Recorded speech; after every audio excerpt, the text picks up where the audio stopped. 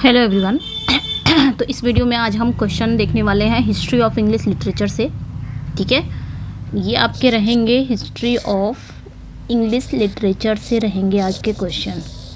ठीक है, लेकिन उसके पहले ये जो क्वेश्चन रहेंगे ना, ये PYQ रहेंगे, यानी कि प्रीवियस ईयर क्वेश्चन रहेंगे आपके, जो मेन एग्जाम्स में पूछे गए हैं। वो सारे क्वेश्चन हम इसमें देखने वाले हैं।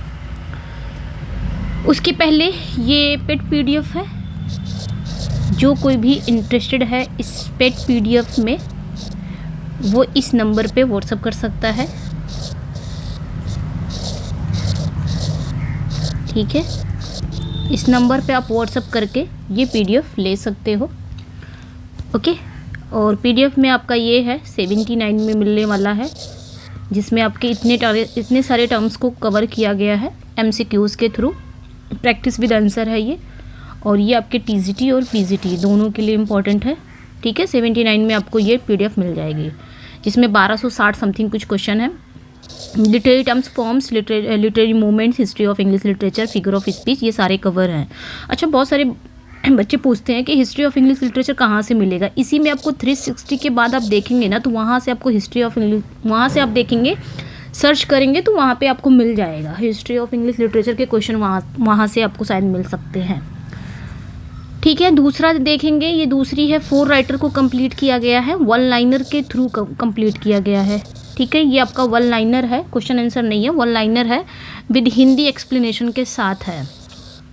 ठीक है, हिंदी एक्सप्लेनेशन के साथ है। ये आपको 189 में मिल जाएगा ये PDF। थर्ड PDF है, जिसमें आपको देख सकते हैं 2500 MCQs है, 4 राइटर को कवर किया गया है MCQs के थ्रू। ठीक है, MCQs के थ्रू कवर किया गया है। तो ये जो PDF आपको मिलेगी, ओके, MCQs के थ्रू कवर किया गया है, ये PDF आपको 199 में मिलेगी। सिंगल भी ले सकते हो, जैसे भी आपको चाहिए तो सिंगल भी आप ले सकते हो, और तीनों लेते हैं तो आपको डिस्काउंट भी मिल जाएगा, तीनों पे डिस्काउंट है। ठीक है, जब आप तीनों PDF लेते हो तो डिस्काउंट मिलेगा। टोटल होता है 467, बट आफ्टर डिस्काउंट ये आपको 399 में मिल जाएगा तीनों PDF। एक PDF तो फ्री मिलती है, वो इसके साथ मिलती है। नेक्स्ट जो है, अगला जो है, ये PGT का PDF है, जिसमें इतने सारे राइटर को कवर किया गया है, 1 लाइनर के थ्रू कवर किया गया है। 269 में ये PDF आपको मिलेगी। PGT टोटल पूरा PGT कवर है इसमें। ठीक है, ऐसा नहीं है ये सिर्फ PGT के लिए, जहाँ भी ये सारे राइटर आते हैं, चाहे वो BPSC वगैरह हो गए, अगर ये राइटर आपके वहाँ पे भी आ रहे हैं, आपके सिलेबस में किसी भी अदर स्टेट के जो भी आपके TGT PGT एग्ज़ाम होते हैं ना, उसमें अगर ये सारे राइटर आ रहे हैं तो उन सभी के लिए भी इम्पॉर्टेंट है ये। ठीक है, 269 में मिल जाएगा। तो आप लोग इंटरेस्टेड हो तो इस नंबर पे व्हाट्सअप कर सकते हो, सेम नंबर है। ओके, इस नंबर पे व्हाट्सअप करके PDF ले सकते हो। ओनली टेक्स्ट करेंगे, कोई कॉल नहीं करेगा, कॉल उठेगा भी नहीं। नेक्स्ट आते हैं क्वेश्चन पे। फर्स्ट क्वेश्चन है, हम देख सकते हैं, फर्स्ट जो क्वेश्चन है, Caroline age is concern with the reign of. जो कैरोलिन एज है वो किसके रेन का कंसर्न है, मतलब कैरोलिन एज वो किसके शासनकाल से संबंधित है। कंसर्न मतलब संबंधित है, एसोसिएट है। चार्ल्स फर्स्ट, विक्टोरिया, जॉर्ज, या नन ऑफ द एबव। देखिए, कैरोलिन एज कब आता है, पहले तो आपका ओल्ड इंग्लिश एज आता है। ठीक है, अगर मैं पूरा समझाना चाहूँ यहाँ पे, तो पहले ओल्ड इंग्लिश आता है, 450 से लेके 1066 तक ये ओल्ड इंग्लिश में आते हैं। उसके बाद आपका मिडिल इंग्लिश पीरियड आता है। ठीक है, ये आपका ओल्ड इंग्लिश पीरियड हो गया, ओल्ड इंग्लिश, ये आपका ओल्ड इंग्लिश हो गया, जो आपका 450 से 1066 तक रहता है। उसके बाद आपका क्या आता है, मिडिल इंग्लिश पीरियड। ठीक है, मिडिल इंग्लिश पीरियड आपका आता है। थोड़ा सा देख लेते हैं, पूरा डिटेल में जाएंगे हम, किसी दिन डिटेल पढ़ेंगे हिस्ट्री ऑफ इंग्लिश लिटरेचर का। तो मिडिल इंग्लिश पीरियड आपका 1066 से 1066 से 1500 तक ये रहता है इसी के अंदर। अब इसी के अंदर ये मिडिल इंग्लिश पीरियड कहा जाता है। अब इसी के अंदर अर्ली आता है, अर्ली मिडिल इंग्लिश पीरियड भी आता है इसी के अंदर, अर्ली मिडिल इंग्लिश पीरियड। ठीक है, अर्ली मिडिल इंग्लिश पीरियड जो आपका 1066 से 1350 तक रहता है। उसके बाद इसी में लेट मिडिल इंग्लिश पीरियड भी आता है। तो लेट मिडिल इंग्लिश पीरियड जब आएगा आपका, ठीक है, लेट मिडिल इंग्लिश पीरियड जो आएगा आपका, वो आपका 1340 या 50 आप याद रख सकते हो, मतलब जो चौसर का एज रहता है 1340 से ना 1500, यहाँ पे 40 भी कर सकते हो, 1340 भी आता कहीं कहीं, 1340 या 50, 1500, ये लेट मिडिल इंग्लिश पीरियड में जिसमें आपके चौसर आते हैं, इसी में आपके चौसर भी आते हैं।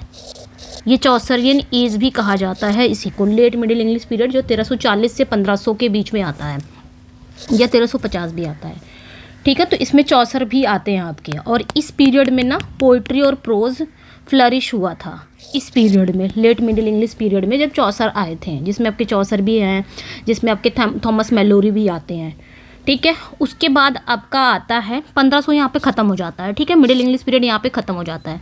उसके बाद 1500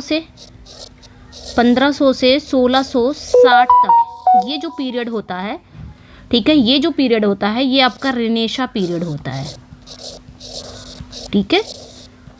थोड़ा सा हम यहाँ पे समझेंगे बस, रेनेशा पीरियड होता है 1500 से 1660। अब इसमें जो पीरियड आते हैं इसे रेनेशा पीरियड कहते हैं, ठीक है। अब इस रेनेशा में बहुत सारे एज आते हैं, जैसे आपके एलिजाबेथन एज हो गए, आपके जैकोबियन एज हो गए, ओके। तो 1500 से 1660 में ये रेनेशा आपका आता है, और रेनेशा में ही कितने एज आते हैं, इसमें आपके आ जाते हैं एलिजाबेथन एज, ठीक है, एलिजाबेथन एज आ जाता है इसमें आपका, ये एरा आ जाता है। तो ये एरा कब से कब तक चलता है, तो ये एरा 1558 से लेके 1603 तक चलता है। तो 1500 अगर ये इंपॉर्टेंट हो जाता है, ठीक है, ये बहुत इंपॉर्टेंट हो जाता है कि जो एलिजाबेथन एरा है वो कब से कब तक है, तो 1558 से 1603, क्योंकि 1603 में क्वीन एलिजाबेथ की डेथ हो जाती है, इसमें आपकी एलिजाबेथ रहती हैं, इनका शासनकाल चलता है, ठीक है। उसके बाद सेकेंड जो पीरियड आता है वो आपका, मतलब ये जो एलिजाबेथन, ये बहुत इंपॉर्टेंट एरा है हिस्ट्री ऑफ इंग्लिश लिटरेचर, जो हमें पढ़ना ही चाहिए, छोड़ना नहीं चाहिए, ठीक है। जो ड्रामा और पोइट्री का ये गोल्डन एज रहता है एलिजाबेथन आपका एज, ठीक है। और जो अब यहाँ पे 1603 से हम देखेंगे इसके इंपॉर्टेंट राइटर कौन कौन से हैं एलिजाबेथन में, जैसे आपके शेक्सपियर हो गए, आपके मॉर्लो हो गए, स्पेंसर वगैरह, ये सारे क्या हैं, इंपॉर्टेंट राइटर हैं इस एरा के। उसके बाद 1603 से 1625 ये जो एरा होती है, ये एरा जैकोबियन एरा होती है, जो हमारे क्वेश्चन में अभी नहीं पहुंचा है। ये जो एरा होती है ये जैकोबियन एरा होता है, ठीक है। इसमें जो राजा बनते हैं वो जेम्स फर्स्ट का शासनकाल आ जाता है। जब एलिजाबेथन की डेथ हो जाती है एलिजाबेथ की, तो 1603 में इनका शासनकाल आता है, जिसे हम कहा जाता है 1603 से 1625 ये जो एरा है इसे कहा जाएगा जैकोबियन एरा, ठीक है। तो ये याद रखना है, जैकोबियन एरा इसे कहा जाएगा। उसके बाद इसमें जो होता है, इसमें ड्रामा और पोइट्री बहुत ज़्यादा डार्कर रूप में दिखाया जाता है। ये तो हो गया आपका जैकोबियन एरा।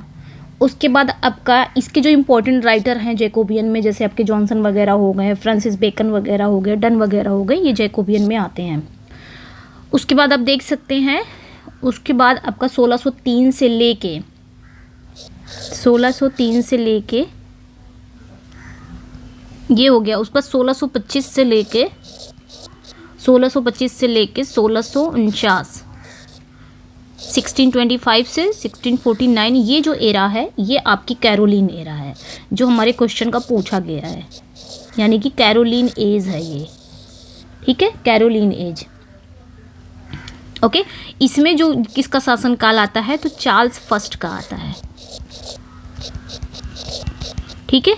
ये जो शासनकाल है कैरोलिन एज, ये कैरोलिन एज, इसे कैरोलिन एज भी कहा जाता है, इसे एज ऑफ जॉन मिल्टन भी कहा जाता है। अगर पूछा जाए कि एज ऑफ जॉन मिल्टन कौन सा है, तो ये ही एरा है 1625 से 1649, ठीक है।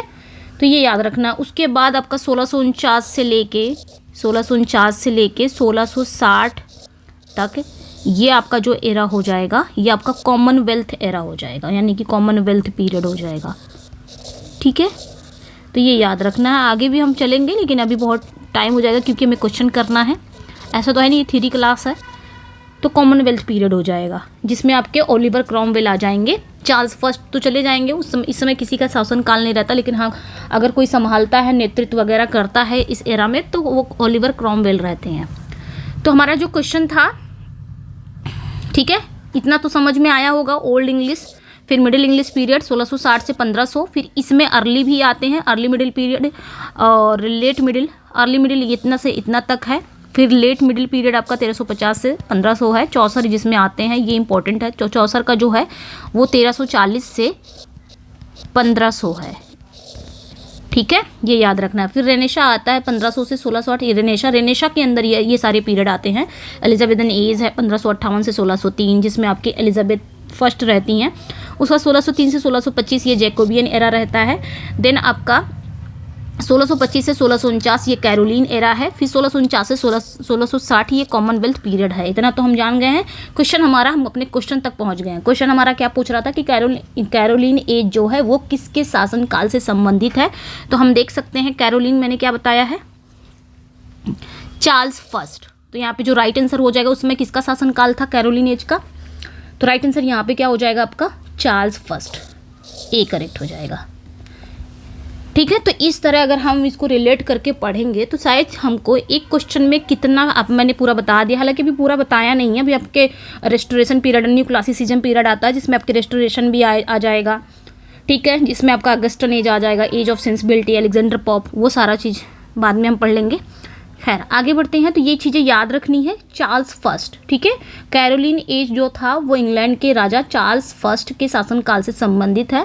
और ये जो एज रहता है ये जैकोबियन एज के बाद आता है। इंग्लैंड का जब सिविल वॉर हुआ था उसके पहले का था ये। इस समय इंग्लैंड में जो साहित्य, कला और संस्कृति में महत्वपूर्ण बदलाव देखे गए हैं।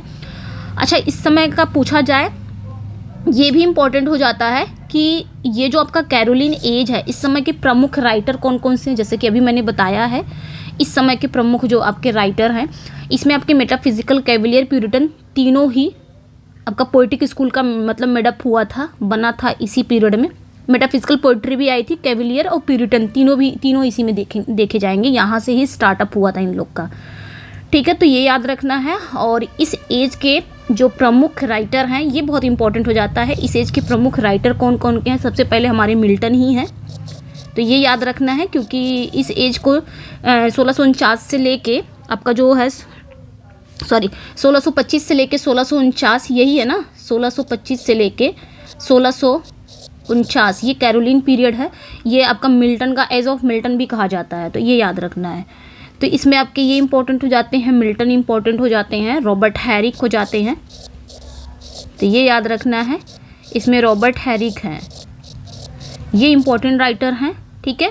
रिचर्ड क्रैशा हैं, ये भी इस पीरियड के इंपॉर्टेंट राइटर हैं, रिचर्ड क्रैशा, ठीक है, ये भी इंपॉर्टेंट है। और कैविलियर पोएट्स तो थे ही इसमें इंपॉर्टेंट है, तो ये याद रखना है। नेक्स्ट वन पे आएंगे। ये क्वेश्चन पे इतना समय लग गया।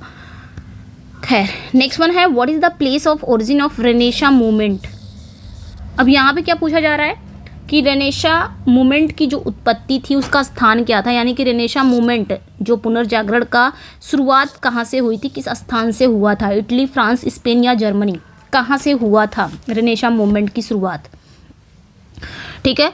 तो राइट आंसर यहाँ पे क्या हो जाएगा आपका, जो रेनेशा मूवमेंट है सबसे पहले इसकी शुरुआत कहाँ से हुई थी, इटली के शहर, मतलब इटली में एक शहर था फ्लोरेंस, ठीक है, फ्लोरेंस सिटी से इसकी शुरुआत होती है। इटली के फ्लोरेंस सिटी से इसकी शुरुआत होती है, किसकी, रेनेशा की।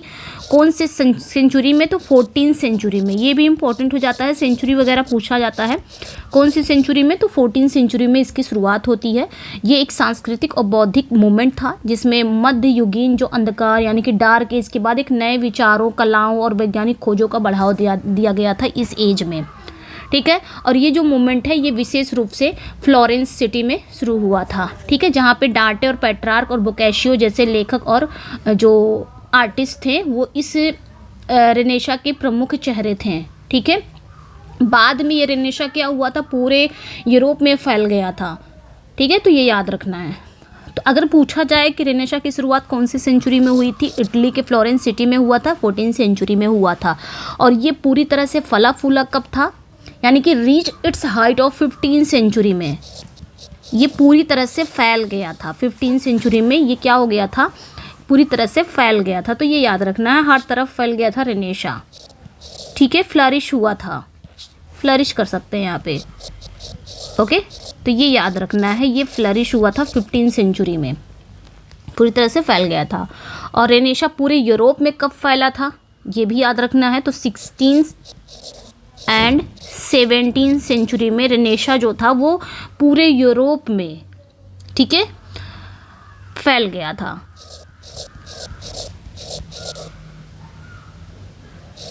ये याद रखना है। Okay, to the rest of Europe.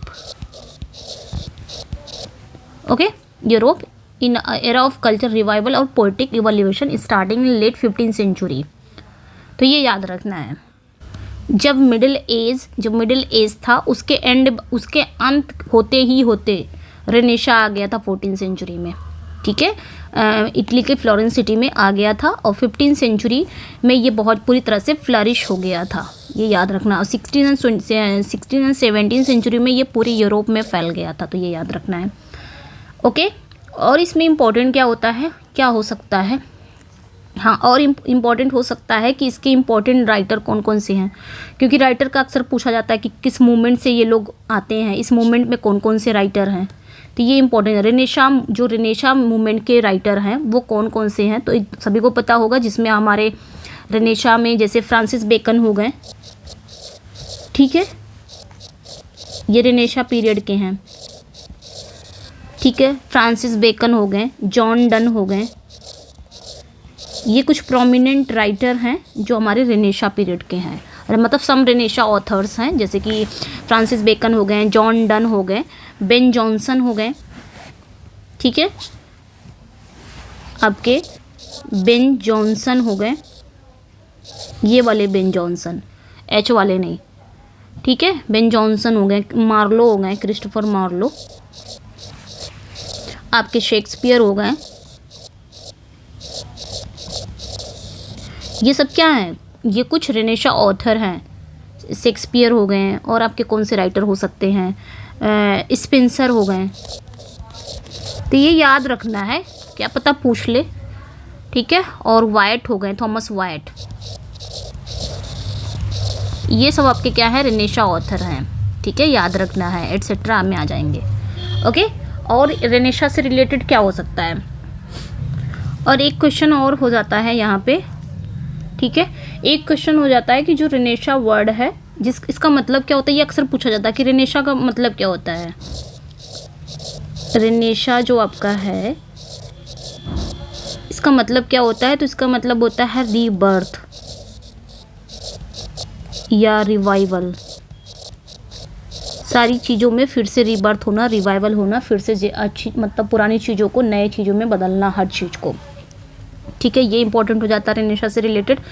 और इससे रिलेटेड क्या क्वेश्चन पूछा जाता है, एक मिनट, और इससे रिलेटेड क्या क्वेश्चन पूछ सकता है इसका, हाँ, ये होता है कि ये पहली बार अपीयर कब हुआ था, तो 1830 के दशक में ये पहली बार अपीयर हुआ था, वहाँ पे ये वर्ड आया था, ठीक है। अगर पूछा जाए कि फर्स्ट अपीयर्ड इन इंग्लिश में ये पहली बार कब अपीयर हुआ था, तो 1830 के दशक में हुआ था, ठीक है, ये फर्स्ट टाइम अपीयर्ड हुआ था, वहाँ पे ये वर्ड देखा गया था। ओके, लेकिन जो वर्ड है इसको जूल्स मिसलेट करके एक थे, इसको यूज़ इन्होंने ही किया, जूल्स मिसलेट, ठीक है, सॉरी, MICHEL, सॉरी यहाँ पे ई आएगा, HELET, ठीक है। जूल्स मिसलेट का एक वर्क था जो 1855 में आया था, ये वर्क इनका, वो नाम था उनका हिस्टोयर डी फ्रांस, ठीक है, हिस्टोयर डी फ्रांस, ये इनका वर्क था, डी फ्रांस, इस वर्क में इन्होंने इस वर्ड को यूज़ किया था। तो ये भी अगर पूछ लिया जाए कि रेनेशा वर्ड को यूज़ किसने किया था, तो जूल्स मिसलेट ने सबसे पहले यूज़ किया था रेनेशा वर्ड को अपने किस वर्क में, तो ये याद रखना है। 1855 में इनका एक हिस्टोरिकल वर्क था, ये हिस्टोयर दी फ्रांस, इसमें इन्होंने यूज़ किया था। और सबसे फर्स्ट टाइम ये कब अपीयर हुआ था, इंग्लिश में ही, तो 1830 के दशक में ये अपीयर हुआ था, पहले ये याद रखिएगा, ठीक है। तो ये याद रखना है, ओके। नेक्स्ट क्वेश्चन पे बढ़ते हैं हम। नेक्स्ट वन क्वेश्चन क्या कह रहा है कि which period is known the age of Chaucer. तो किस पीरियड को हम एज ऑफ चौसर के रूप में जानते हैं, किस पीरियड को? अभी हमने पढ़ा जो आपका मिडिल एजेस है उसमें ही आपका आता है। मिडिल एजेस का मैंने भी समझाया कि जो आपका मिडिल एजेस है उसी में आपका आता है एज ऑफ चौसर, ठीक है, जो आपका 1340 से लेके 1400 ये जो एज होती है, ये जो एज होती है इसे ही कहा जाता है एज ऑफ चौसर, ठीक है।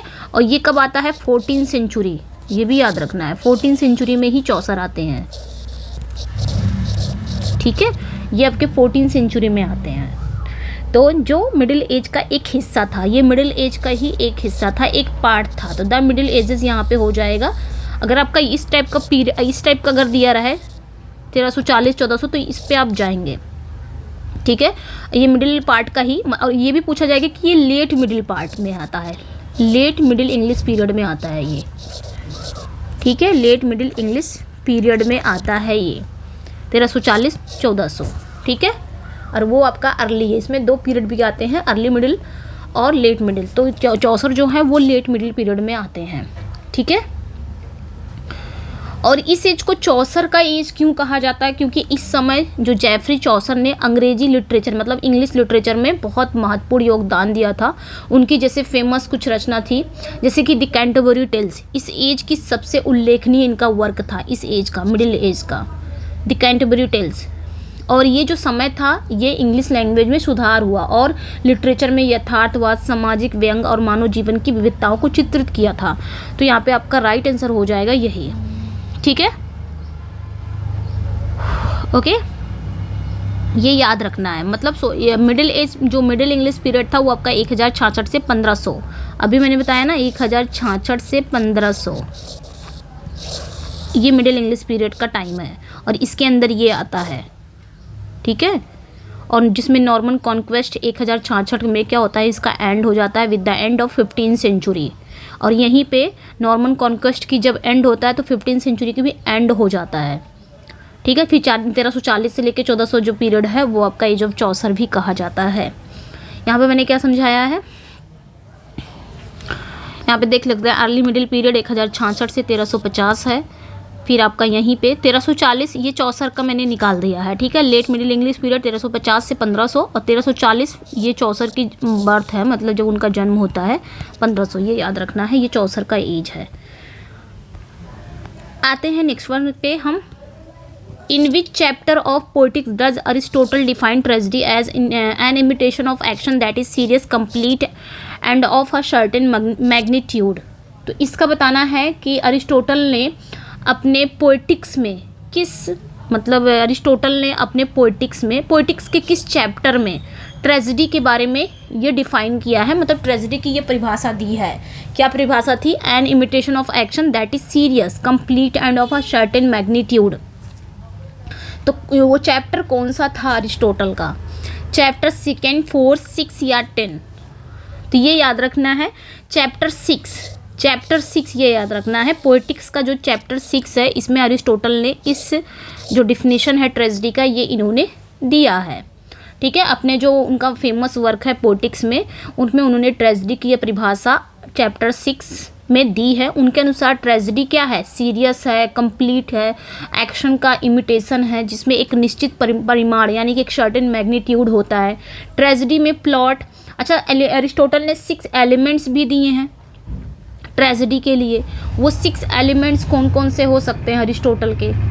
उन्होंने 6 एलिमेंट्स भी दिया है, वो आपने याद रखना है। सबसे पहले आपका प्लॉट होता है, एक रिवीजन ले लेते हैं। सबसे पहले प्लॉट होता है, देन कैरेक्टर होता है, ठीक है, देन कैरेक्टर होता है, देन थॉट होता है।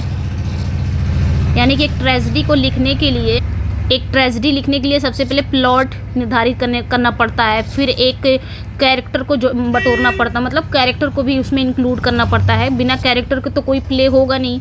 फिर थॉट, विचार भी होने चाहिए ना, किस पे बनने हैं किस पे नहीं बनने हैं, कैसे कैसे थॉट हमें प्रस्तुत करने हैं, तो ये भी होना ज़रूरी है थॉट का भी। उसके बाद डिक्शन, भाषा कैसी होनी चाहिए, यानी कि डायलॉग कैसा होना चाहिए, उसमें भाषा कैसी यूज़ करनी है, बोली कैसी यूज़ करनी है। फिर आपका मेलोडी होता है, ठीक है। मेलोडी में आपका सॉन्ग भी आ सकता है, यानी कि इसे सॉन्ग, कहीं कहीं सॉन्ग भी आ सकता है, म्यूज़िक भी आ सकता है, तो कंफ्यूज नहीं होना है भाई। मूवीज़ में मेलोडी और सॉन्ग ये सब तो रहने चाहिए ना, मेलोडी, ठीक है। मूवीज़ वगैरह में तो रहता ही रहता है, बिना सॉन्ग के कोई मूवीज़ देखा है? सॉन्ग, म्यूज़िक या मेलोडी ये होने चाहिए। उसके बाद आपके स्पेक्टिकल्स तो आपका चश्मा हो जाएगा, वो नहीं, स्पेक्टिकल जो आपके दृश्य प्रदर्शन होते हैं, ये सब स्पेक्टिकल, यानी कि सीन वगैरह कहाँ के दिखाएंगे। तो ये सारे, यही आपका 6 एलिमेंट्स है जो बहुत इम्पोर्टेंट है। 6 एलिमेंट्स अकॉर्डिंग टू अरिस्टोटल, ये 6 एलिमेंट्स एक ट्रेजेडी में होने चाहिए, ना ज़्यादा ना कम। और इन 6 में सबसे इम्पोर्टेंट ट्रेजेडी का जो हार्ट है वो क्या है? वो प्लॉट है। ये ट्रेजेडी का हार्ट है, ठीक है। किसके अकॉर्डिंग? According to Aristotle. तो ये याद रखना है, ठीक है।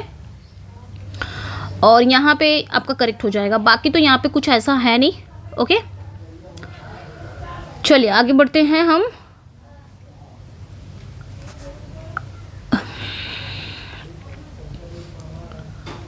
अच्छा, उन्होंने और भी क्या उद्देश्य दिया था? कैथारसिस का भी दिया था ना।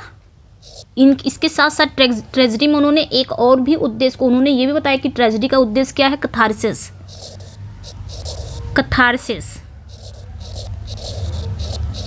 ये भी इन्होंने ही दिया है, ट्रेजेडी में कैथारसिस भी होना है, जिसका मतलब है ऑडियंस की भावनाओं को शुद्ध करना, ऑडियंस के इमोशन को क्या करना? शुद्धिकरण दिलाना। ये भी एक ट्रेजेडी का मतलब होता है, ठीक है। नेक्स्ट क्वेश्चन पे आएंगे हम।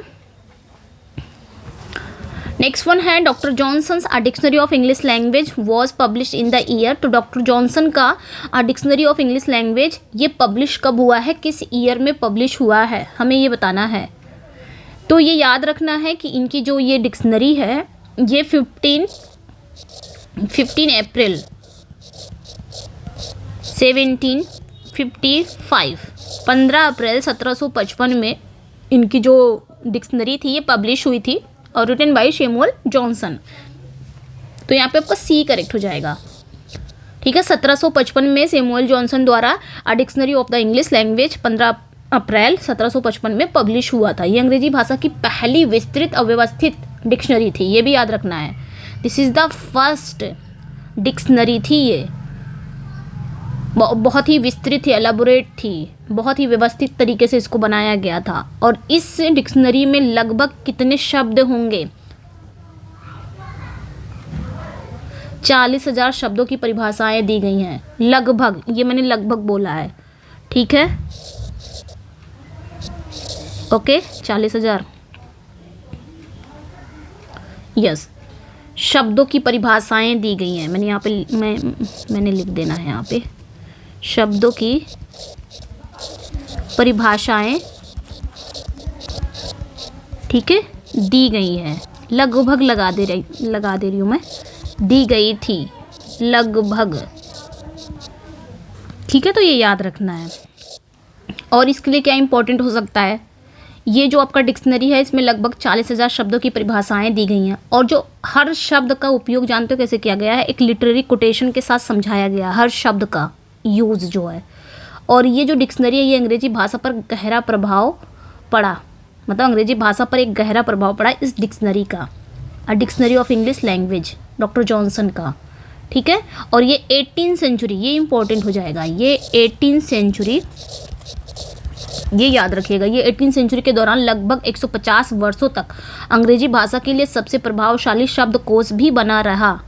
यानी कि 18वीं सेंचुरी के दौरान लगभग 150 वर्ष तक इंग्लिश लैंग्वेज के लिए सबसे प्रभावशाली डिक्शनरी बना रहा, जब तक कि आपकी OED नहीं आ गया तब तक ये फेमस रहा कि सबसे अच्छी डिक्शनरी। जैसे हम लोग ढूंढते हैं ना सबसे अच्छी बुक कौन सी है, सबसे अच्छी डिक्शनरी कौन सी है, तो 150 साल तक ये डिक्शनरी आपकी जानी मानी रही, मार्केट में रही कि बहुत अच्छी डिक्शनरी, जब तक OED नहीं आ गया। OED मतलब ऑक्सफोर्ड इंग्लिश डिक्शनरी जब तक नहीं आ गया, उसके बाद ये चलने लगी, ठीक है, ऑक्सफोर्ड इंग्लिश डिक्शनरी जब तक आपका नहीं आ गया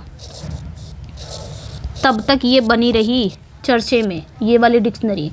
तो ये याद रखना है, ठीक है। तो जितना भी इम्पोर्टेंट था इसमें इसके मैंने बता दिया। नेक्स्ट पे आएंगे। नेक्स्ट क्वेश्चन है आपका, अगला जो क्वेश्चन है, which of the following is not a constituent of tragedy according to Aristotle. तो यहाँ पे क्या पूछा जा रहा है कि अरिस्टोटल के अनुसार निम्नलिखित में कौन सी ट्रेजडी का घटक नहीं है। कॉन्स्टिट्यूएंट मतलब घटक, वैसे कंपोनेंट भी हो सकता था, घटक नहीं है मतलब कौन सा एक एलिमेंट नहीं है। अरिस्टोटल के अनुसार ट्रेजडी का उन्होंने 6 एलिमेंट्स दिया है। प्लॉट, कैरेक्टर, आपका प्लॉट है, कैरेक्टर है, थॉट है, डिक्शन है, मेलोडी है, स्पेक्टिकल है। तो ये 6 एलिमेंट्स हैं, कौन से नहीं है। प्लॉट तो है, ये है, कैरेक्टर भी है, मेलोडी भी है, बट डायलॉग नहीं है। डायलॉग थोड़ी ना दिया उन्होंने, डायलॉग की जगह पर उन्होंने डिक्शन दिया है। डिक्शन है इनका एलिमेंट्स, नॉट डायलॉग। तो ये चीज़ें नहीं होंगी, ठीक है। बल्कि उन्होंने प्लॉट दिया है, प्लॉट उन्होंने दिया है। ये प्लॉट क्या होता है, ये ट्रेजेडी का सबसे महत्वपूर्ण घटक है, सबसे इम्पॉर्टेंट कंपोनेंट है और घटनाओं के क्रमबद्ध संगठन को दर्शाता है कि कोई घटना कैसे घटेगी। एक सीक्वेंस से दर्शाता है कि कोई सीक्वेंस से जब कहानी रहेगी तभी तो आपको पता चलेगा कहानी क्या है। उसके बाद आता है देन कैरेक्टर। इसमें कैरेक्टर शामिल होते हैं, इसमें व्यक्ति शामिल होते हैं जो ट्रेजेडी में भाग लेते हैं और उनकी विशेषताएं कथानक को क्या करती है, प्लॉट को आगे बढ़ाती है। भाई कोई मूवीज़ रहेगा, मूवीज़ पहले आप देखोगे स्टोरी क्या है मूवी में, तब तो आप उसको सीक्वेंस से देख पाओगे, तभी तो रिलेट कर पाओगे, तभी तो आपको मज़ा आएगा देखने में। उसके बाद वो कहानी निभाता कौन है, रोल कौन निभाता है, वो कैरेक्टर निभाता है। फिर आपका थॉट आता है, इसके बाद 3rd नंबर पर आपका थॉट आता है। थॉट क्या करता है मूवीज़ वगैरह में, मूवीज़ को लेके ज़्यादा चलोगे ना तो जल्दी समझ में आ जाएगा। थॉट क्या करता है, ये संदेश या विचार होता है जो लेखक अपनी ट्रेजेडी के माध्यम से व्यक्त करता है। तो ये लेखक के, एक राइटर का, एक प्रोड्यूसर का, जो भी है, वो अपने संदेश या विचार उसका कुछ रहता है, वो क्या करता है, वो अपने मूवीज़ के थ्रू उस चीज़ को व्यक्त करता है। उसके बाद आपका डिक्शन आ जाता है। डिक्शन यानी कि भाषा या वाणी इसमें आ जाती है। इसमें डायलॉग की शैली और साहित्यिक उपकरण शामिल होते हैं। डिक्शन में आपके डायलॉग वगैरह रहेंगे और जो भी लिटरेरी जो उपकरण रहेंगे वो सारी कुछ इसमें शामिल रहते हैं। मतलब भाषा वसा कैसी भाषा बोलनी है, डायलॉग कैसे बोलने हैं। उसके बाद आपका स्पेक्टिकल आता है, ठीक है। स्पेक्टिकल नहीं, उसके पहले आपका मेलोडी आता है। मेलोडी जिसे हम सॉन्ग भी कहते हैं, जिसे हम म्यूज़िक भी कहते हैं। म्यूज़िक भी आ जाएगा, कहीं मेलोडी आएगा, कहीं सॉन्ग, कहीं म्यूज़िक, तो तीनों में से कुछ भी आ सकता है। तो इसमें क्या होता है, इसमें संगीत और लयबद्ध शामिल होती है जो विशेष रूप से ग्रीक नाटकों में महत्वपूर्ण होती ही है। आप सॉन्ग को ले लीजिए, मूवीज़ वगैरह में सॉन्ग तो ज़रूर हो गया। उसके बाद स्पेक्टिकल आता है, दृश्य प्रभाव आता है, यानी कि जो मंचीय प्रदर्शन होते हैं, सेट डिजाइन, वेशभूषा, जो नाटक को अधिक प्रभावशाली बनाते हैं, ठीक है। आप मूवीज़ वगैरह देखते हो तो सीन वगैरह दिखाया जाता है, लेकिन अगर थिएटर में देखोगे तो थिएटर में जो आप स्टेज परफॉर्म्ड होते हैं तो स्टेज पे जो दिखाया जाता है उसी को बहुत अच्छे से बना देंगे, सीन वगैरह लगा देंगे, सेट को डिज़ाइन कर देंगे, उसका जो कॉस्ट्यूम वगैरह है उसको बहुत अच्छे से बना देंगे ताकि प्ले को एक अधिक प्रभावशाली बनाने के लिए।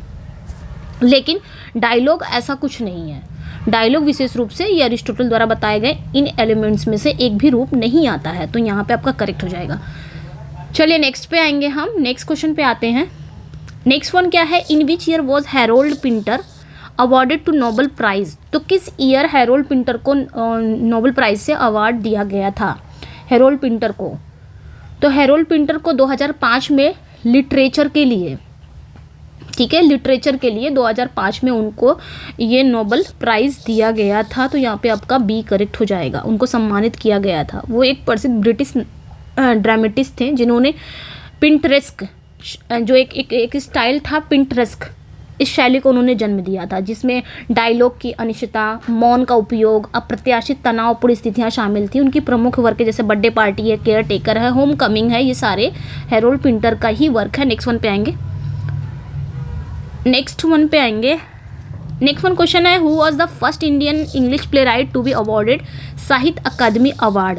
तो पहला वो इंडियन इंग्लिश प्ले राइट कौन थे जिनको साहित्य अकादमी अवार्ड से नवाजा गया, वो पहले कौन थे। तो यहाँ पे जो राइट आंसर हो जाएगा इसमें ज़्यादा नहीं है। आपके ऑप्शन में है तोरू दत्त हैं, विजय तेंदुलकर हैं, महेश दत्तानी हैं, गिरीश कर्नाड हैं। तो यहाँ पे आपका महेश दत्तानी हो जाएंगे, ये करेक्ट हो जाएंगे। तो महेश दत्तानी भारत के पहले वो इंग्लिश प्ले राइट थे जिन्हें साहित्य अकेडमी अवार्ड मिला, और ये जो अवार्ड उन्हें 1998 में उनके एक प्ले था final solution and other play के लिए दिया गया था। उनके बहुत सारे प्रसिद्ध नाटक है, where there is a will, dance like a man. ठीक है, आगे आते हैं हम, नेक्स्ट वन पे आते हैं। नेक्स्ट क्वेश्चन पे आएंगे, which of these poets wrote a poem that served to inspire W.B. Yeats to write his own poem when you are old।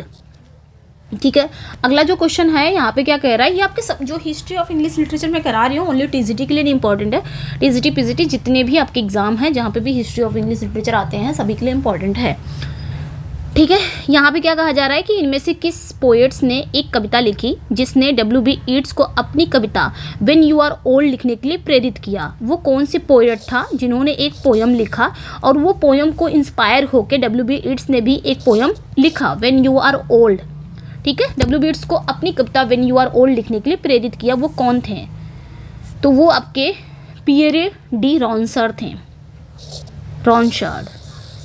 ठीक है, पियरे डी रॉनशार्ड यही थे। W.B. Yeats की जो प्रसिद्ध पोयम थी व्हेन यू आर ओल्ड, ये एक फ्रांसीसी कवि पियरे डी रॉनशार्ड की कविता से प्रेरित थी। तो पियरे डी रॉनशार्ड की एक कविता थी, उन्हीं से ये प्रेरित थी और उन्हीं की कविता देख के W.B. Yeats ने ये वाली कविता लिखी थी व्हेन यू आर ओल्ड। ठीक है, तो ये याद रखना है। रॉनशार्ड फ्रांस के रेनेसां पीरियड के प्रमुख कवियों में से एक थे जिन्हें प्रिंस ऑफ पोएट्स भी कहा जाता है, ये आपने याद रखना है। ठीक है, प्रिंस ऑफ पोएट्स कहा जाता है जिन्हें,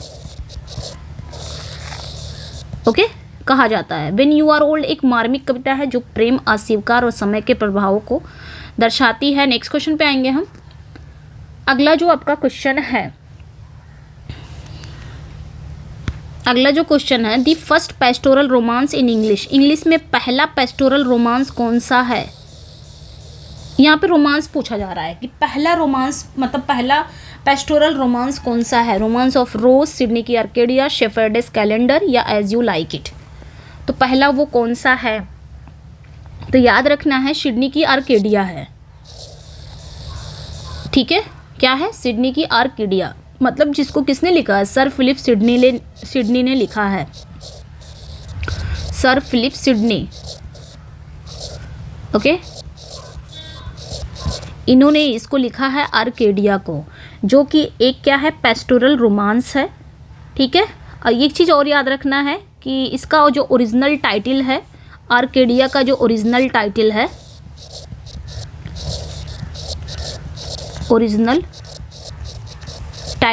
इसका जो ओरिजिनल टाइटल है the countess of Pembroke's Arcadia. तो ये याद रखना है। ठीक है, the countess of Pembroke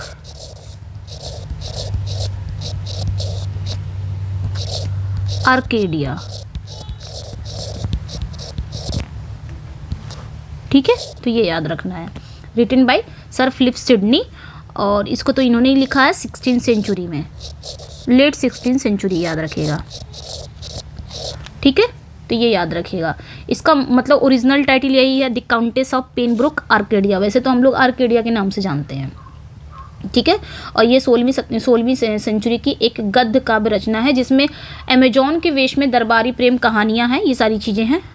next पे आएंगे, और इसमें कुछ है नहीं, मतलब इसमें क्या कहानी दिखाया जाता है, कहानी इतना इम्पोर्टेंट नहीं है। ठीक है, तो ये याद रखना है, जिसमें आपके अमेजोन के वेश में दरबारी प्रेम कहानियाँ दिखाई जाती हैं, शेखीबाज चरवाहे और प्रयोगात्मक काव्य शैली देखने को मिलती हैं इसमें। नेक्स्ट पे आएंगे, Dryden in his essay on dramatic poesy does not debate on. अगला जो क्वेश्चन है, जो कि ड्राइडन ने अपने वर्क, इनका जो वर्क है एस्से ऑन ड्रामेटिक पोसी, ठीक है, इसमें इन्होंने किस विषय पर बहस नहीं करते हैं। मतलब यहाँ पे 4 ऑप्शन है, यानी कि एक ऑप्शन पर वो बहस नहीं करते हैं। अपने इस वर्क में किसके बारे में वो बात नहीं किए हैं। ठीक है, किसके बारे में उन्होंने बात नहीं किया है। तो देखिए, the unities of time, place and action, इसके बारे में तो इन्होंने बात किया है। Catharsis and poetic justice, rigid distinctions between genre, ठीक है, and the use of rhyme in drama. तो किसके बारे में इन्होंने बात नहीं की है, बताना है आपने। मैं पानी पी लूँ। इसमें हम 26 क्वेश्चन करने वाले हैं। सॉरी 26 नहीं, 20 क्वेश्चन करने वाले हैं। 20 क्वेश्चन मेरा ये मानना है कि कम क्वेश्चन करेंगे, लेकिन एक्सप्लेनेशन के साथ करेंगे। तो देखिए यहाँ पे जो राइट आंसर हो जाएगा, ड्रामेटिक पोसिंग में ड्राइडन ने सब बात की है, लेकिन कैथारसिस की तो बात नहीं की है ना। कैथारसिस को तो हमारे अरिस्टोटल ने बात किया है, पोएटिक जस्टिस की बात तो नहीं की है इसमें। ये दोनों की बात इन्होंने नहीं किया है। ड्राइडन ने एस्से ऑन ड्रामेटिक पोजिस 1600, ये कब इन्होंने लिखा था, 1668 में। सबसे पहले ये याद रखिएगा, ड्राइडन का ये वर्क है इनका, 1668 में इन्होंने लिखा था।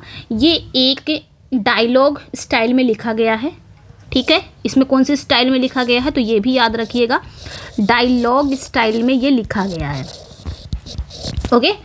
और ये एक आलोचनात्मक ग्रंथ भी है, जिसमें जो प्ले है, प्ले की गुणवत्ता और उसके विभिन्न एलिमेंट्स पर चर्चा की गई, जिसमें इसमें उन्होंने विशेष रूप से classical unities of time, place and action के बारे में बात की है, और राइम के बारे में बात की है। इसकी वकालत ज़्यादा इन्होंने किया है, ठीक है। तो यहाँ पे जो राइट आंसर हो जाएगा, कैथारसिस और पोएटिक जस्टिस के बारे में इन्होंने बात नहीं की है, ठीक है। कैथारसिस किसने बात किया है, तो अरिस्टोटल ने बात किया है। कैथारसिस तो अरिस्टोटल ने दिया है ना, कैथारसिस का है जो आपका, वो अरिस्टोटल ने दिया है, ये तो हम सभी को पता है, अरिस्टोटल का ही है वो। एक मिनट, ये आपका अरिस्टोटल का है कैथारसिस, ठीक है, ये तो अरिस्टोटल का है। तो यहाँ पे वही पूछा जा रहा है कि कैथारसिस अरिस्टोटल का एक महत्वपूर्ण सिद्धांत है, जो प्ले के माध्यम में दर्शकों की भावनाओं को क्या करता है, प्यूरिफिकेशन को दर्शाता है, शुद्धिकरण करता है। और जो पोएटिक जस्टिस है आपकी, पोएटिक जस्टिस का अर्थ ये है कि प्ले में अच्छे जो कैरेक्टर हैं उनको पुरस्कृत किया जाना चाहिए और बुरे कैरेक्टर को दंडित किया। पोएटिक जस्टिस मतलब क्या होता है, मतलब जो गुड कैरेक्टर होते हैं, जो आपके गुड कैरेक्टर होते हैं, गुड कैरेक्टर को क्या किया जाए, गुड कैरेक्टर आर रिवार्डेड, और जो बैड कैरेक्टर हैं, अगर कोई प्ले है उसमें कोई बैड कैरेक्टर है तो उसे क्या किया जाए, बैड कैरेक्टर आर पनिश्ड। ये पोएटिक जस्टिस है, वो हो गया न्याय, ठीक है। मतलब कोई अगर पोएट लिख रहा है ना कोई वर्क, तो वो अगर कोई वहाँ पे कोई कैरेक्टर है जो लीड करे, जैसे हीरो है, हीरो अगर गलत काम कर रहा है, वो बैड है, तो उसे सज़ा मिलनी चाहिए। पोएट को ये नहीं है कि उसका पक्षपात करना चाहिए, ये नहीं कि लास्ट में उसे हीरो बना दे, या फिर वो सब कुछ गलत काम करता चला आ रहा है और उसको कुछ भी सज़ा ना मिले, वहीं पे वो ख़त्म कर दे। और जो अच्छा काम कर रहा है, जो सब एक हीरो है जो अच्छा काम करता चला आ रहा है, उसको कुछ मतलब कुछ ना बोले, मतलब उसको कोई इनाम ना मिले। इनाम मीन्स यही होता है, इनाम मीन्स ये होता है कि जो अच्छा काम कर रहा है उसकी प्रशंसा हो, उस प्ले में, उस मूवीज़ में उसकी प्रशंसा हो, लास्ट में उसे उस चीज़ से सम्मानित किया जाए कि हाँ तुमने अच्छा काम किया। ये हो गया पोएटिक जस्टिस। एक पोएट अगर कोई प्ले लिखता है तो उस कैरेक्टर के लिए वो जस्टिस कर रहा है। और जो बैड कैरेक्टर है तो उसको सज़ा भी मिलनी चाहिए, ये नहीं कि जो बैड कैरेक्टर है उसको छोड़ दिया जाए, लास्ट में उसको कोई भी सज़ा ना मिले, उसको तब भी उसको सम्मानित किया जाए। सब कुछ बुरा काम करते चला रहा है तब भी पोएट क्या करते हैं, अगर वो चाहे तो अपने विलन को हीरो बना दे, हीरो को विलन बना दे। इस तरह नहीं करना चाहिए। एक पोएट को जस्टिस करना चाहिए। अगर कोई बैड कैरेक्टर है तो उसे पनिश देना चाहिए, लास्ट में गुड कैरेक्टर है तो उसे रिवार्ड किया जाना चाहिए, उसका सम्मान किया जाना चाहिए। ये पोएटिक जस्टिस हो गया। ओके, नेक्स्ट पे आएंगे। अच्छा, ये भी इम्पॉर्टेंट है, ठीक है, सब इम्पॉर्टेंट लिया है मैंने यहाँ पे। Arrange the following groups of poets in their chronological sequence in relation of English literary history. 20 question सिर्फ इसमें है, ज़्यादा क्वेश्चन है नहीं। यहाँ पे अरेंज करना है हमें, थोड़ा सा टाइम दूंगी। ये आपके जानते हो कहाँ क्वेश्चन आया था, ये यूजीसी नेट जीआरएफ का क्वेश्चन है। मतलब इस टाइप के क्वेश्चन आते हैं जो आप इजीली कर सकते हो यहाँ पे। तो यहाँ पे एक दूसरे का क्या है, क्रोनोलॉजिकल ऑर्डर में सबसे पहले कौन से पोएट्स आए, उसके बाद कौन से पोएट्स आए, उसके बाद कौन से पोएट्स आए, कौन सा ग्रुप आया, इमेजिस पोएट आया कि कैविलियर की मूवमेंट की लेक पोएट। तो इसलिए आप इसको लगा सकते हो। देखिए सबसे पहले अगर हम देखें तो कैविलियर पोएट्स कब आते हैं, अभी हमने पढ़ा कैरोलिन एज जब आता है तब, तो सबसे पहले तो यही हुआ ना, ये फर्स्ट पे हो गया, सबसे पहले यही पोएट्स आते हैं। उसके बाद कौन से पोएट्स आते हैं, आपके लेक पोएट्स आते हैं, जैसे कि वर्ड्सवर्थ। भाई कैरोलिन के बाद अगर कोई पीरियड आएगा वो आपका यही आएगा ना, मतलब कैरोलिन के बाद तो बहुत सारे पीरियड आते हैं, लेकिन सबसे नज़दीक यही है लेक पोएट्स, यानी कि रोमांटिक एरा आता है, तो ये सेकेंड पे हो गए। देन आपका क्या आता है, इमेजिस्ट पोएट आते हैं जो मॉडर्न एरा में आते हैं, तो ये आपका थर्ड हो गया, मतलब जो नज़दीक है। उसके बाद आपका लास्ट ये आपका फोर्थ हो गया। तो यहाँ पे सब मिला के हमारा जो क्वेश्चन बन रहा है BDAC, BD सबसे पहले ये आया ना B, उसके बाद D, यस D, उसके बाद A, उसके बाद C, तो A इज़ करेक्ट। ठीक है, यहाँ पे A करेक्ट हो गया। अब हम यहाँ पे देख लेते हैं कि कैविलियर पोएट्स मतलब एक ग्रुप को कहा जाता है। कैविलियर पोएट्स किसे कहते हैं हम, एक ग्रुप को। Cavalier poets were a group of writers, एक राइटर्स का ग्रुप है, उसे ही कैविलियर पोएट्स कहते हैं, जो आपके कैरोलिन एज के समय देखे जाते हैं। ये पीरियड 17वीं सेंचुरी के करीब मिलते हैं ये पीरियड के। ठीक है, जिसमें आपके कौन कौन से राइटर आते हैं, जैसे आपका, ठीक है, कैविलियर पोएट्स आपके 17वीं सेंचुरी, पहले तो इतना याद रखिएगा कि ये 17वीं सेंचुरी के पोएट्स को हम लोग क्या कहते हैं, कैविलियर पोएट्स, जो कैरोलिन एज में आते हैं ये। ठीक है, कैरोलिन एज में। ओके, दूसरा आप इसके बारे में क्या याद रख सकते हैं कि ये 17वीं सेंचुरी के कवि थे जो इंग्लैंड के चार्ल्स फर्स्ट के समर्थक थे। तो ये किसका सपोर्ट करते थे, ये भी याद रखिएगा, हु सपोर्टेड,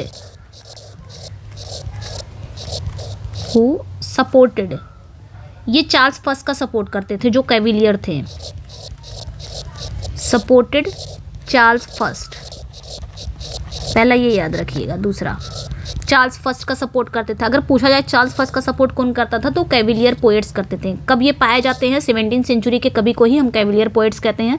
किस एज में आते हैं कैविलियर प्यूरिटन और मेटाफिजिकल पोइट्री, तीनों मेटाफिजिकल जो है तीनों ही आपके कैरोलिन एज में आते हैं, वहीं पे ये सब बना था इनका। ठीक है, तो ये याद रखिएगा। दूसरा कौन कौन से पोएट्स आते हैं कैविलियर में, ये भी बहुत इंपॉर्टेंट हो जाता है। कैविलियर में जैसे आपके रॉबर्ट हैरिक है, ठीक है, रॉबर्ट हैरिक हो गए,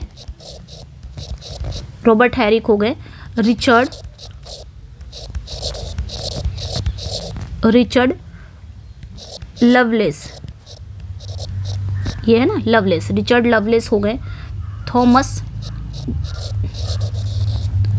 थॉमस कैरिव हो गए। ठीक है, तो ये याद रखिएगा कैविलियर पोएट्स के। और एक चीज़ और इम्पॉर्टेंट यहाँ पे हो जाता है कि अगर पूछा जाए कि कैविलियर पोएट्स के सबसे प्रमुख कवि किसे कहा जाता है, मतलब कैविलियर पोएट्स तो ये ग्रुप है, कैविलियर पोएट्स इसे ही कहा जाता है, 3 लोग का ग्रुप रहता है। इसमें आपके ये इंपॉर्टेंट है, रॉबर्ट हैरिक है, और भी 3 लोग शायद हैं, रॉबर्ट हैरिक है, रिचर्ड लवलेस है, थॉमस कैरिव है, और भी शायद हैं। तो इसमें जो इम्पोर्टेंट, सबसे इम्पोर्टेंट कवि किसे कहा गया है, कैविलियर पोएट्स में सबसे इम्पोर्टेंट कवि किसे कहा गया है, तो थॉमस कैरिव को कहा गया है। ये भी याद रखिएगा, ये आपके प्रोमिनेंट हैं, इसमें मोस्ट इम्पॉर्टेंट पोएट्स हैं ये, इसे ही का, जैसे ग्रुप होता है ना, ग्रुप में सबसे इम्पोर्टेंट कौन है, तो सबसे इम्पोर्टेंट यही है, थॉमस कैरिव। ठीक है, ये इतना याद रख लीजिए। ओके, और क्या इंपॉर्टेंट हो सकता है, लेक पोएट में आते हैं। लेक पोएट्स किसे कहा जाता है, ये 19वीं सेंचुरी के पोएट को लेट पोएट कहा जाता है। ठीक है, जो लेक, इन लोग क्यों लेट पोएट कहा जाता था इन्हें, लेक पोएट, क्योंकि ये लेक डिस्ट्रिक्ट से ही संबंधित थे। ठीक है, लेक डिस्ट्रिक्ट, इस जिले से ये संबंधित थे, यहीं से बिलोंग करते थे, इन्हें इसलिए लेक पोएट कहा जाता है। अच्छा, कौन कौन से हैं इसमें, ठीक है, कौन कौन से इसमें हैं, कौन कौन से राइटर हैं जिन्हें, अच्छा लेक, ये भी एक मतलब पोएट्स का ग्रुप ही है, पोएट्स के ग्रुप को ही लेक पोएट्स कहा जाते हैं, जिसमें आपके विलियम वर्ड्सवर्थ हो गए, ठीक है, शॉर्ट फॉर्म में लिख दे रही हूँ, विलियम वर्ड्सवर्थ हो गए, शैमुअल टेलर कॉलरिज हो गए, ठीक है, सैमुअल टेलर कॉलरिज हो गए, जिसमें आपके रॉबर्ट साउदी हो गए। ठीक है, तो ये तीनों आपके लेक डिस्ट्रिक्ट में आते हैं। ओके, तो ये इंपॉर्टेंट हो जाता है। और अब जगह बची ही नहीं है, 2 और बच गए थे। मोमेंट्स पोएट्स में इमेजिस पोएट कौन कौन है, तो ये इंपॉर्टेंट था। खैर, इमेजिस्ट पोएट्स किसे कहा जाता है, ऐसे बता दे रही हूँ। इमेजिस्ट पोएट ये 20वीं सेंचुरी से रिलेटेड है। मैंने बताया ना, मॉडर्न एरा से, जो प्री मॉडर्न एरा है उससे रिलेटेड है। ये 20वीं सेंचुरी से रिलेटेड है। और इसकी जो मतलब 20वीं सेंचुरी की शुरुआत में ये मूवमेंट उस समय ये उभरा था। इसके जो प्रमुख कवि हैं, इसमें जो आपके प्रमुख कवि हैं एजरा पाउंड। ठीक है, एजरा पाउंड आप नोट डाउन कर लीजिएगा, एजरा पाउंड है। और जैसे आपके एमी लोवेल हैं, एमी लोवेल है। मुझे पता है यहाँ पे दिख नहीं रहा होगा, मैं मिटाई दे रही हूँ। क्या करें, यहाँ पे जगह ही नहीं है, इसको यहाँ पे लिखती हूँ मैं। ठीक है, ये आपका इमेजिस्ट का बताया जा रहा है। तो ये आपके 20वीं सेंचुरी से रिलेटेड है, ये याद रखिएगा। इमेजिस्ट का 20वीं सेंचुरी से रिलेटेड है। ओके, पहला ये याद रखिएगा, इमेजिस्ट मूवमेंट जो है वो इमेजिस्ट पोएट्स हैं। ठीक है, एजरा पाउंड इसके फाउंडर हैं। अगर पूछा जाए कि इमेजिस्ट पोएट्स में सबसे इसका फाउंडर कौन है इमेजिज्म का, तो वो एजरा पाउंड ही है। Ezra Pound is noted as the founder of imagism. तो इमेजिज्म का जो फाउंडर है वो किसे कहा जाता है, एजरा पाउंड को। ठीक है, ये याद रखिएगा इसमें। और इमेजिस्ट पोएट्स में कौन कौन सा ग्रुप है, एजरा पाउंड ही है। सबसे पहले एजरा पाउंड है, उसके बाद आपके एमी लोवेल हैं, लोवेल WELL है, लोवेल है, और HD हैं। ठीक है, ये ग्रुप इसमें आता है आपके इमेजिस्ट पोएट्स में। ठीक है, ये याद रखना है। ओके, और ये जो इमेजिस मूवमेंट है इसको डेवलप किसने किया था सबसे पहले, तो इंग्लिश फिलोसोफर थे, पोएट थे, TE ह्यूम, उन्होंने किया था। और इसकी जो स्टार्टिंग अर्ली 20वीं सेंचुरी में इसका स्टार्ट हो गया था, तो ये याद रखें। खैर, इमेजिस्ट पोएट्स में इतने सारे आते हैं, और इमेजिज्म के फाउंडर किसे माना जाता है, एजरा पाउंड को माना जाता है, तो ये याद रखना है। अब आता है मूवमेंट का, मूवमेंट्स पोएट। ठीक है, मूवमेंट पोएट्स, मूवमेंट्स पोएट में कौन कौन से आपके आते हैं, ये 1950 आई थिंक 54 है ना। मूवमेंट जो टर्म आया था इसको क्वाइन किसने किया था, 1954 में आई थिंक। मतलब ऐसा कहा जाता है कि 1950 के दशक में ये उभरा था। उस समय ये मूवमेंट पोएट थे, मतलब मूवमेंट जो था ये 1950 के दशक में उभरा था। ठीक है, और ये भी कहा जाता है कि 1954 में ये जो टर्म है ये, ठीक है, ये इतना पता नहीं है, मतलब इतना कंफर्म नहीं हूँ कि 1950 के दशक में, लेकिन इतना याद रखिएगा कि मूवमेंट जो पोएट है ये 1954 में इस टर्म को क्वाइन किसने किया था। सबसे पहले ये याद रखेंगे कि इस टर्म को, ये जो टर्म है इस टर्म को क्वाइन किसने किया था। ठीक है, इस टर्म को क्वाइन किसने किया था, तो JD स्कॉट ने किया था, JD स्कॉट ने, ये याद रखिएगा, ये इंपॉर्टेंट हो जाता है, JD स्कॉट ने किया था। ठीक है, अच्छा, इसके इंपॉर्टेंट मूवमेंट्स पोएट्स में कौन कौन से, ये भी पोएट्स का ग्रुप है, तो कौन कौन से राइटर आते हैं इसमें मूवमेंट्स पोएट में, आपके फिलिप लार्किन है, पूछ लिया जाएगा जहाँ पे भी मूवमेंट, मतलब जो आपके पूछा जाता है, ये पूछा जा सकता है कि मूवमेंट्स पोएट में कौन कौन से राइटर आते हैं, किस ग्रुप को कहा जाता है, इसमें राइटर कौन से हैं, तो फिलिप लार्किन है सबसे पहले, फिर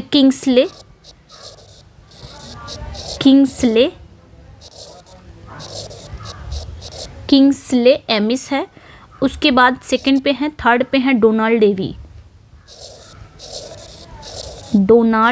डेवी।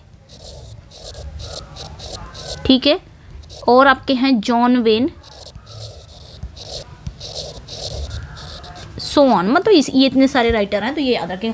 सब कुछ मैंने यहाँ पे बता दिया है, ठीक है, कंफ्यूज नहीं होना। ये सारे कैविलियर के हैं, ये सारे कैविलियर के हैं, इंपॉर्टेंट हैं।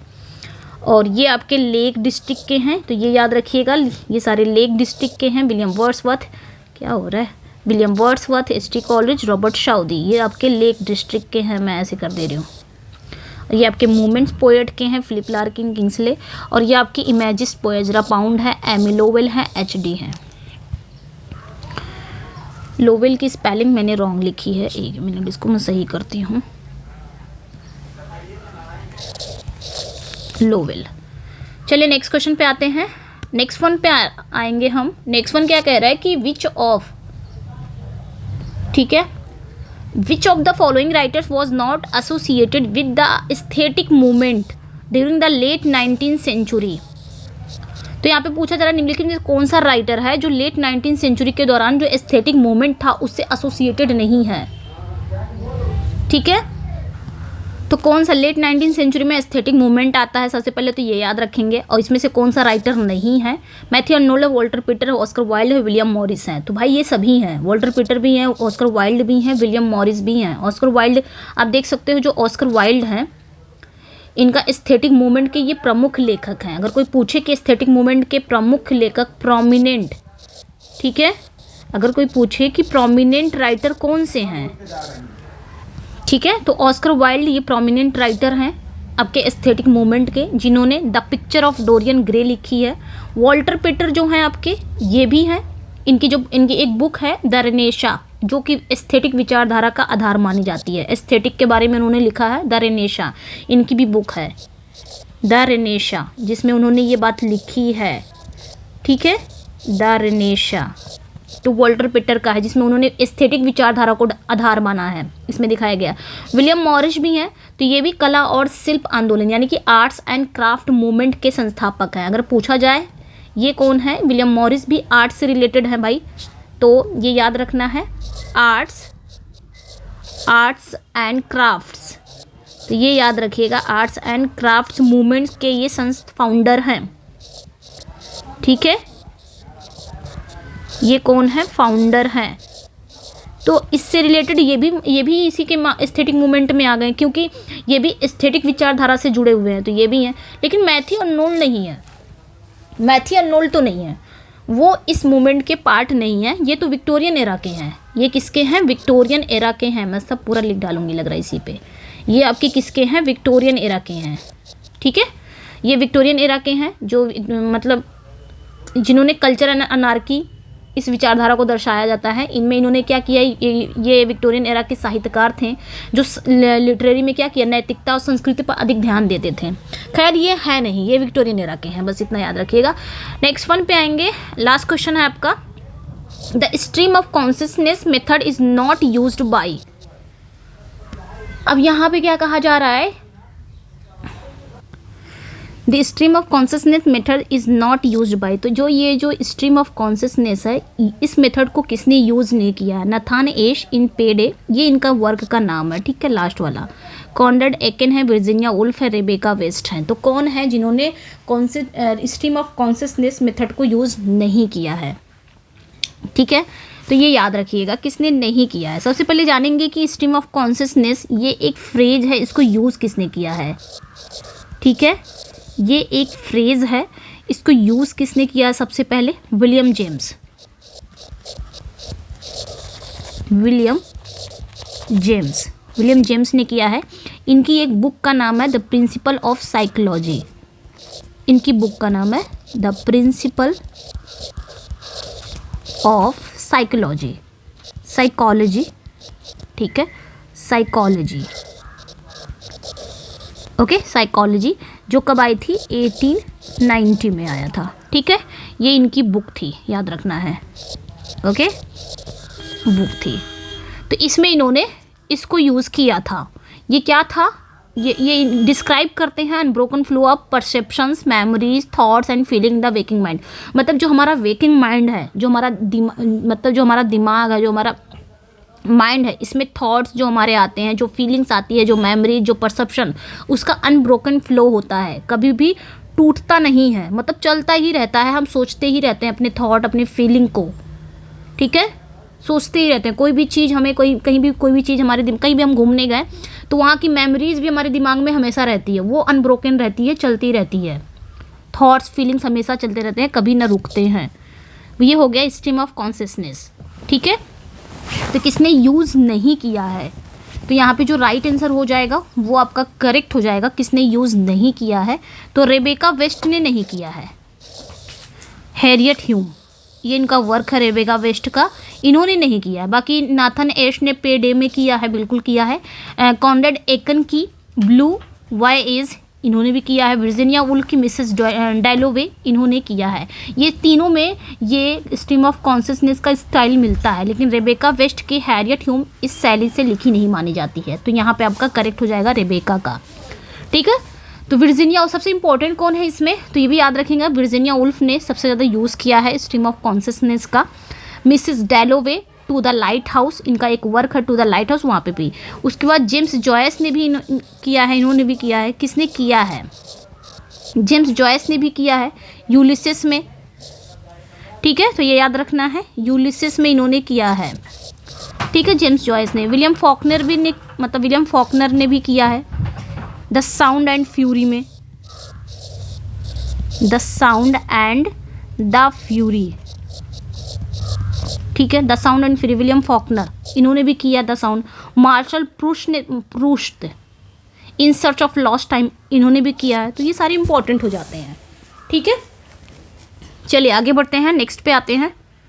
और इसमें कुछ इंपॉर्टेंट है नहीं, आगे हम चलते हैं। अच्छा, आगे भी था, 26 क्वेश्चन है I think. Who among the following was the master poet of the Cavaliers. देखिए यहाँ पे क्वेश्चन आ भी गया है कि कैविलियर्स का मास्टर पोएट किसे माना जाता है। हमने पढ़ा था अभी, जस्ट ऊपर पढ़ा ना, जस्ट ऊपर ही हमने पढ़ा है कि कैविलियर पोएट्स में कौन कौन से पोएट्स आपके आते हैं। ठीक है, अभी जस्ट ऊपर ही पढ़ा था हमने। आपके रिचर्ड लवलेस आते हैं, आपके थॉमस कैरियो आते हैं, रॉबर्ट हैरिक आते हैं, ये तीनों आते हैं ना। रॉबर्ट हैरिक, ये रॉबर्ट हैरिक हैं,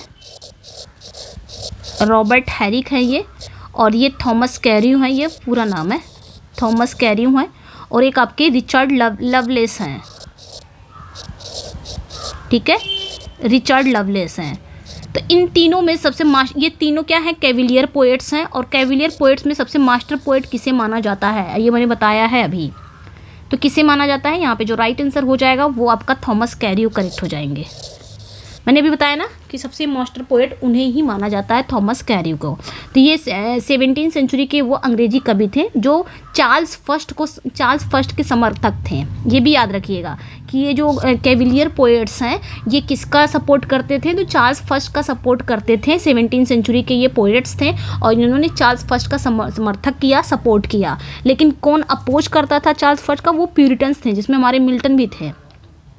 ठीक है, और ये जो कवि थे ये लव, आनंद और जीवन के भोगवादी प्रवृत्तियों को बढ़ावा देने वाली कविताएं लिखते थे। जैसे कि रॉबर्ट हैरिक की जो कविताएं रहती थी वो to Althea from prison, Thomas Carew का था a rapture, sir John Suckling भी करके इसी में आते हैं ना, शकलिंग करके भी वो भी इसी में आते हैं। आई थिंक मुझे नाम याद नहीं था उसमें, ये भी करके इसी में आते हैं, मतलब ये भी आपके कैविलियर में ही आते हैं, जॉन शकलिंग करके ये भी है। लेकिन थॉमस कैरी को अक्सर कैविलियर पोएट्स का मास्टर पोएट कहा जाता है। क्यों कहा जाता है, क्योंकि उनकी जो पोयम है वो इस मूवमेंट की सबसे परिष्कृत अभिव्यक्ति मानी जाती है। नेक्स्ट क्वेश्चन पे आएंगे हम। अगला जो क्वेश्चन है, who is the representative figure of jazz age. Jazz age का सबसे रिप्रेजेंटेटिव फिगर कौन है, प्रतिनिधि लेखक कौन है जैज एज का। ठीक है, जैज एज, तो ये याद रखेंगे। शेरवुड एंडरसन है कि एफ स्कॉट फिट्जगेरल्ड है कि शॉल बेलो है कि वॉलेस स्टीवेंस हैं। तो जैज एज सबसे पहले जानेंगे, ये जैज एज जो है ये कहाँ से निकला है, ये जो टर्म है ना ये टर्म कहाँ से पॉपुलर हुआ है।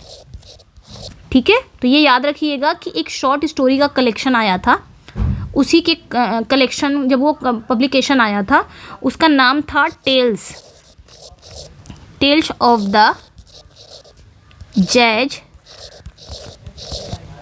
एज, यहीं से ये नाम निकला है, ये टर्म यहाँ पे आया है। तो यहाँ पे खैर पूछा जा रहा है कि जैज एज का रिप्रेजेंटेटिव फिगर कौन है, तो वो आपका बी करेक्ट हो जाएगा, एफ स्कॉट फिट्जगेराल्ड, ठीक है, एफ स्कॉट फिट्जगेराल्ड, ये आपके जैज एज के प्रतिनिधिक लेखक हैं, ठीक है। तो जैज एज कब आया था ये भी याद रखिएगा कि 1920 के दशक में, 1920 के दशक का एक साहित्यिक और सांस्कृतिक मूवमेंट था ये, जो अमेरिका में आर्थिक समृद्धि, सामाजिक बदलाव, जैज संगीत की लोकप्रियता से जुड़ा था। और ये जो एज था ये फर्स्ट वर्ल्ड वॉर के बाद रोरिंग 20s के नाम से भी जाना जाता है, ठीक है। जैज एज को और किस नाम से जाना जाता है? रोरिंग, फर्स्ट वर्ल्ड वॉर के बाद, ये भी याद रखिएगा, रोरिंग 20s के नाम से भी जाना जाता है, ठीक है। ऑल्सो नोन यहाँ पे लिख दे रही हूँ मैं, ओके। तो ये याद रखिएगा। और जो एफ स्कॉट फिट्जगेराल्ड हैं इस एज के सबसे प्रमुख लेखक माने जाते हैं, क्योंकि उनके सबसे फेमस वर्क है द ग्रेट गेट्सबाई। इनका फेमस वर्क है द ग्रेट क्या हो रहा है, द ग्रेट गेट्सबाई, ठीक है, जो 1925 में इस समय को दर्शाता है, ठीक है। जो खैर आगे बढ़ते हैं बाकी, और इसमें नहीं है कोई शेरवुड एंडरसन, ये तो नहीं है, और शॉल बैलो भी नहीं है, ये 20वीं सेंचुरी के मध्य लेखक थे, मतलब 20वीं सेंचुरी के मध्य लेखक थे जो जैज एज से संबंधित नहीं थे, ये 20वीं सेंचुरी के थे ये आपके शॉल बैलो। और एंडरसन ये मुख्य रूप से यथार्थवादी और मनोवैज्ञानिक दृष्टिकोण से लिखा करते थे, तो ये भी नहीं है। वॉलिस आपके स्टीवेंस हैं, ये एक आधुनिकता यानी कि मॉडर्न कवि थे जो जैज एज के प्रतीक बिल्कुल भी नहीं माने जाते हैं। नेक्स्ट क्वेश्चन पे आएंगे। नेक्स्ट वन है आपका, who of the following had a elliptical style? Elliptical, तो निम्नलिखित में से किसे एलिप्टिकल स्टाइल के लिए जाना जाता है? कौन है वो जो अपने वर्क में एलिप्टिकल स्टाइल से लिखते थे अपने वर्क को, मतलब एलिप्टिकल शैली को अपनाते थे? कौन है? रॉबर्ट ब्राउनिंग है, टेनिसन है, अलेक्जेंडर पॉप है, ड्राइडन है। ये तो इंपॉर्टेंट क्वेश्चन है, ये आपका आ सकता है, चाहे टीजीटी में तो नहीं कह सकते, क्या पता आ भी जाए, लेकिन पीजीटी वालों के लिए बहुत इंपॉर्टेंट है ये। पीजीटी, डीएसएसबी, जहाँ पे भी आपके आते हैं ये सारे राइटर, बीपीएससी, जहाँ पे भी। तो एलिप्टिकल स्टाइल कौन अपनाता था? रॉबर्ट ब्राउनिंग, याद रखिएगा, ठीक है। अच्छा ये है क्या? ये जो एलिप्टिकल स्टाइल है इसका मतलब क्या होता है? ये एक ऐसी राइटिंग स्टाइल होती है जिसमें लेखक क्या करता है, अक्सर वाक्य को यानी कि सेंटेंस को संक्षिप्त रूप से प्रस्तुत करता है, बहुत ही मतलब एब्रिविएशन फॉर्म में प्रस्तुत करता है, जिससे कभी कभी अर्थ को समझना काफ़ी कठिन हो जाता है हम जैसे रीडर्स को। और इस शैली में लेखक मुख्य विचारों को कैसे प्रस्तुत करता है? संकेतों के माध्यम से प्रस्तुत करता है, जिससे जो रीडर है, रीडर को अर्थ की व्याख्या करने के लिए प्रेरित करता है, ताकि इसका जो अर्थ है उसको समझने के लिए जो हम जैसे रीडर है ना और प्रयास करें, मतलब बहुत जटिल हो जाता है।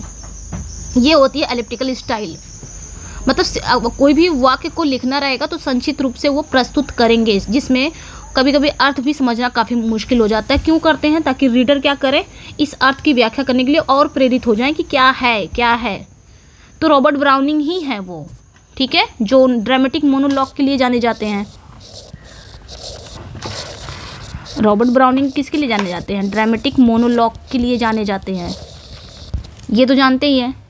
और रॉबर्ट ब्राउनिंग और ऑप्टिमिस्टिक पोएट के लिए जाने जाते हैं, ठीक है। ऑप्टिमिस्टिक पोएट कौन है? रॉबर्ट ब्राउनिंग है। और यहीं पे पैसिमिस्टिक की बात अगर कर दी जाए कि पैसिमिस्टिक पोएट कौन है, तो वो आपके हार्डी हैं, टॉमस हार्डी, ठीक है।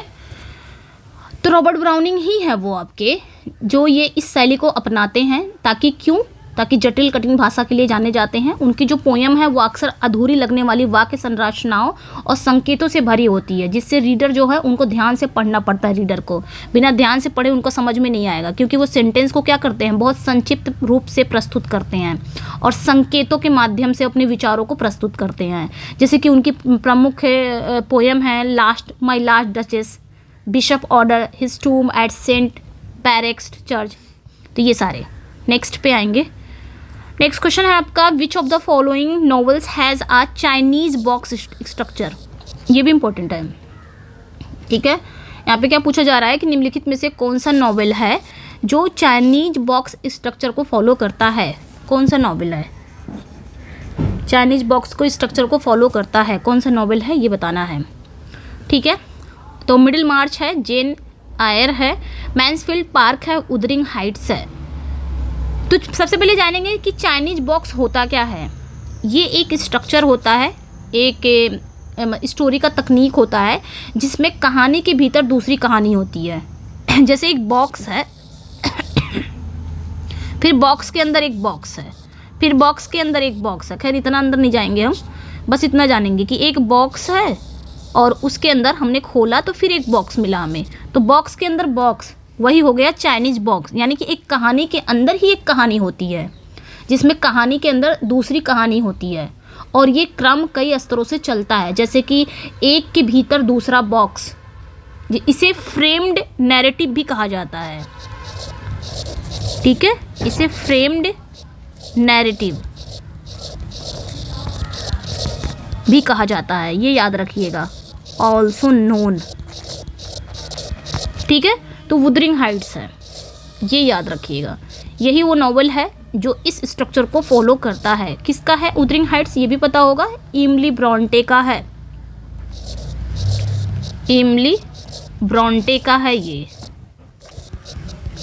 ठीक है, वुदरिंग हाइट्स, तो ये चाइनीज बॉक्स स्ट्रक्चर को फॉलो किया है इन्होंने अपने इस वर्क में। ठीक है, तो ये याद रखना है। और जैसे कि मैरी शैली ने भी किया है, फ्रैंकेनस्टाइन जो उनका है नॉवेल ना 1818 में आया था, मैरी शैली ने भी किया है, जोसेफ कॉनरेड ने हार्ट ऑफ डार्कनेस में किया है, बहुत सारे राइटर ने इनका किया है, तो ये याद रखना है। ठीक है, जैसे कि मिडिल मार्च जॉर्ज इलियट का है, ये मिडिल मार्च। जेन आयर ये चार्लेट ब्रॉन्टे का है, और मैन्सफील्ड पार्क ये जेन ऑस्टिन का है। तो ये इन्होंने ये चाइनीज़ बॉक्स का संरचना पर, मतलब ये चाइनीज़ बॉक्स का स्ट्रक्चर इन्होंने फॉलो नहीं किया है, तो ये आपका करेक्ट हो जाएगा। नेक्स्ट वन पे आएंगे। नेक्स्ट वन है जो आपका ऑल लिबरल फेमिनिस्ट एडवोकेट। ठीक है, आई थिंक समझ में आ गया होगा ना कि आपका ये क्या है, अरे सॉरी चाइनीज़ बॉक्स क्या, आपने ये पढ़ा होगा ना वुदरिंग हाइट्स।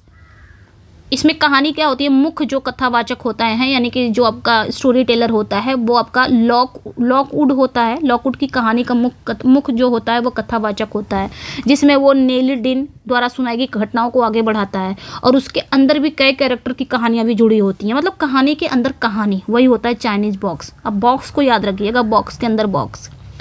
और लिबरल फेमिनिस्ट एडवोकेट, यहाँ पे क्या कि सभी जो फेमिनिस्ट एडवोकेट हैं, सभी जो लिबरल फेमिनिस्ट हैं, ये किसकी वकालत करते हैं, किसको एडवोकेट करते हैं, जो सभी लिबरल मतलब उदारवादी,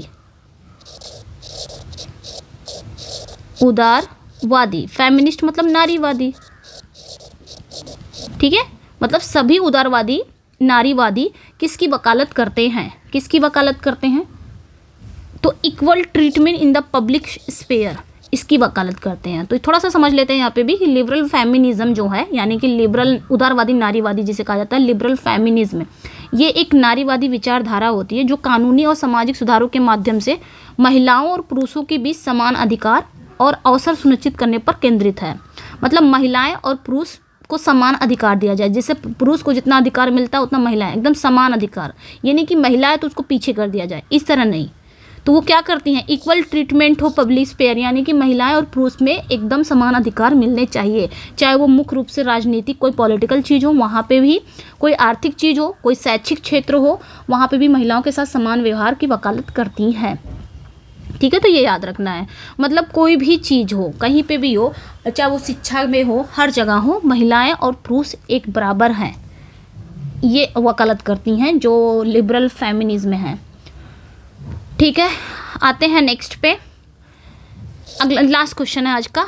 the epithet Cockney school of poetry appeared in which of the following journals.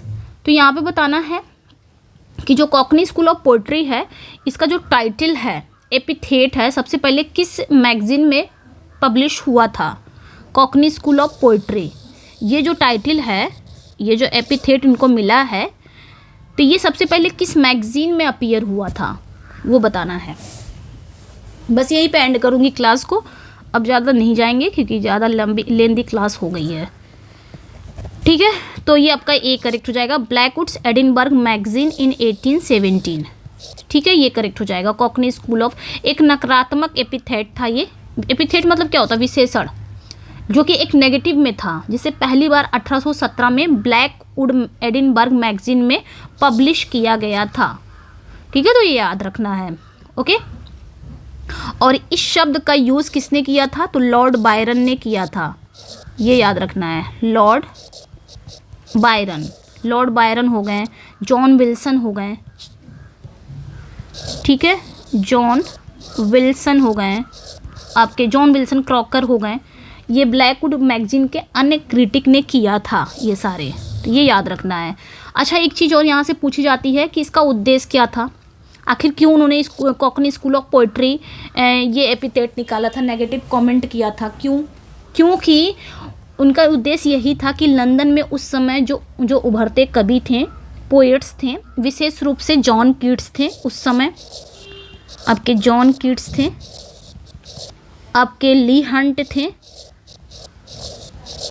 Lee Hunt ऐसा भी कहा जाता है ना, किसी की वजह से तो जॉन कीट्स की डेथ हुई है, क्रिटिक इतना ही अपने दिल पे ले लिए थे।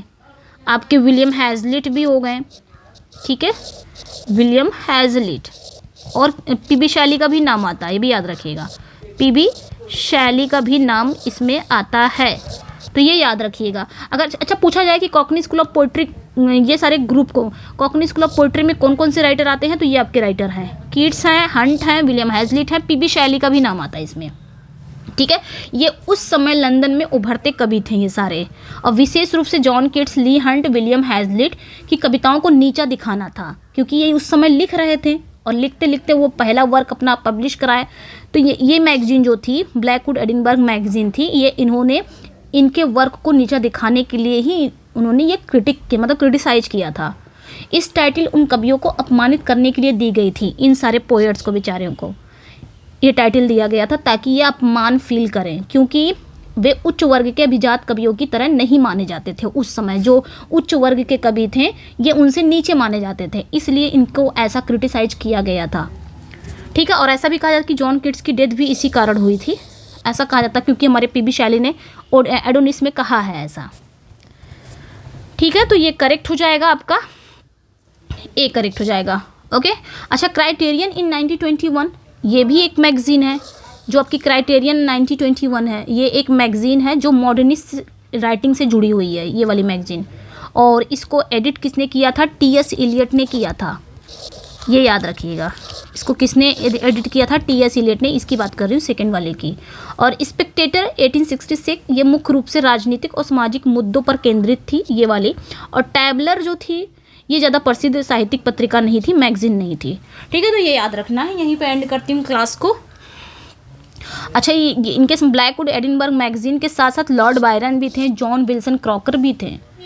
ठीक है, तो ये भी याद रखिएगा। और ब्लैकवुड मैगजीन के अन्य क्रिटिक ने ये सारे किया था कॉकनी स्कूल ऑफ पोइट्री का, तो ये याद रखिएगा। खैर, इस कॉकनी स्कूल ऑफ पोइट्री ये पूछा जाता है, इसमें कितने कवि हैं? इतने सारे कवि हैं। पीबी शैली का भी नाम जोड़ा जाता है इसमें। ठीक है, member of cockney school of poetry John Keats, Leigh Hunt, PB Shelley, William Hazlitt. चलिए फिर एंड करती हूँ क्लास को यहीं पे। ठीक है, तो इतना ही क्वेश्चन हमने किया है, लेकिन हाँ बहुत अच्छे से किया है ना। अपना फीडबैक ज़रूर दीजिएगा। ये पेड PDF है मेरी, कोई भी इंटरेस्टेड हो, मतलब लेने के लिए इंटरेस्टेड हो, तो इस नंबर पे व्हाट्सअप आप कर सकते हैं। और ये मेरी यूट्यूब की PDF चाहिए, ये जो सारी PDF है इस तरह, तो आप मेरे व्हाट्सअप एंड टेलीग्राम पे जुड़ सकते हैं, वहाँ पे ये PDF मिल जाएगी। टेलीग्राम पे स्पेशली मैं PDF देती हूँ। ओके, क्विज़ वगैरह के लिए आप व्हाट्सअप से जुड़ सकते हैं, और लिंक डिस्क्रिप्शन में मिल जाएगा। कैसे जुड़ेंगे? तो लिंक डिस्क्रिप्शन में मिल जाएगा। और पेड के लिए इस नंबर पे आप व्हाट्सअप कर सकते हैं, ओनली टेक्स्ट करेंगे, कॉल कोई नहीं करेगा। चलिए मिलते हैं नेक्स्ट वीडियो में। थैंक यू फॉर वॉचिंग, और चैनल को सब्सक्राइब कर लीजिए। वीडियो को लाइक तो किया कीजिए, कोई लोग लाइक ही नहीं करते हो आप लोग। इतनी मेहनत से पढ़ाया जाता है, चाहे तो मैं पूरा सिर्फ क्वेश्चन आंसर पढ़ा के निकल जाऊँ, लेकिन यहाँ पे क्या होता है कि क्वेश्चन को आपको पूरा समझाया, उससे रिलेट करके सारी चीज़ें बताई जाती हैं। ठीक है, चलिए फिर मिलते हैं नेक्स्ट वीडियो में। Thank you for watching, bye bye.